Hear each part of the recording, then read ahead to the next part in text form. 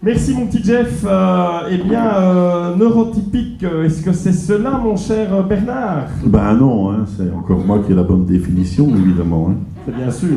La preuve, un neurotypique, ça vient de neuro, qui signifie en français, en néerlandais, en espagnol, en portugais, en italien, en grec, en allemand, ah non, pas en anglais, en slovène, en slovaque, en lituanien, en estonien, en finlandais et en letton, argent.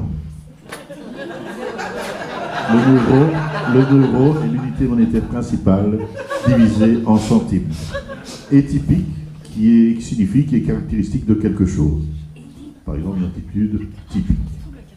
Le neurotypique est donc un homme qui a de l'argent et qui le montre.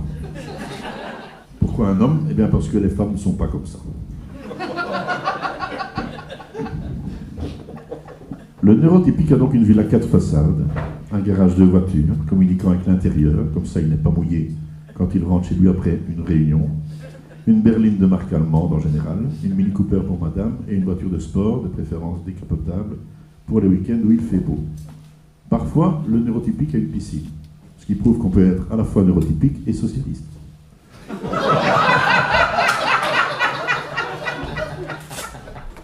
Et ou une maison de vacances à l'étranger, à l'île de Ré ou à Carcassonne, ce qui prouve qu'on peut être neurotypique et ne plus être socialiste.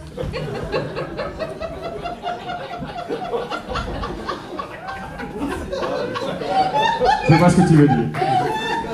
Le neurotypique joue au golf, mais malgré tout, il aime aller au football, de préférence dans un club qui gagne beaucoup, comme lui. Mais alors au business seats, avec madame qui aime le foot, pas le golf, qui aime aussi l'ambiance du foot et les abdos des joueurs quand ils retirent leur maillot après avoir marqué un but.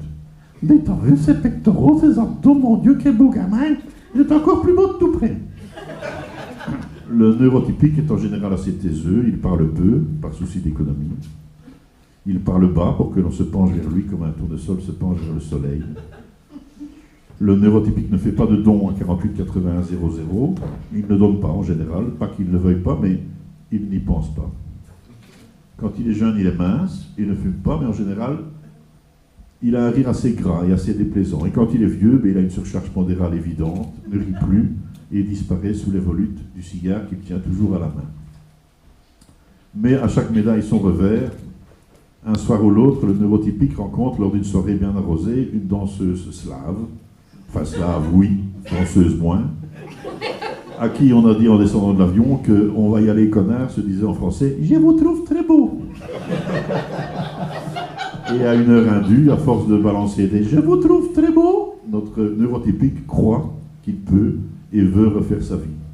Il doit donc annoncer à sa femme qu'il la quitte pour Ludmilla, et ça ne se passe pas bien. Il doit quitter la ville à 4 façades, en courant, suivi par l'ensemble de la vaisselle en porcelaine de sa maman, et de la pince à sucre en argent. La pince à sucre en argent, c'est le machin...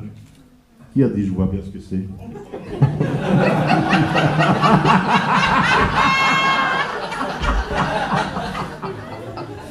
La pince de sucre en argent qui lui tombe donc juste derrière l'oreille, le couper pour rentrer l'oreille ensemble précipitamment dans la voiture près de Ludmilla qui lui dit « Je vous trouve très beau !» Non merci ma chérie, tu es gentille, j'ai eu des moments difficiles, tu sais, si on allait au restaurant ce soir, je prends vite une douche, on y va. « Je vous trouve très beau !» Bref, le neurotypique aime l'argent, mais les histoires d'amour en général, ça finit mal.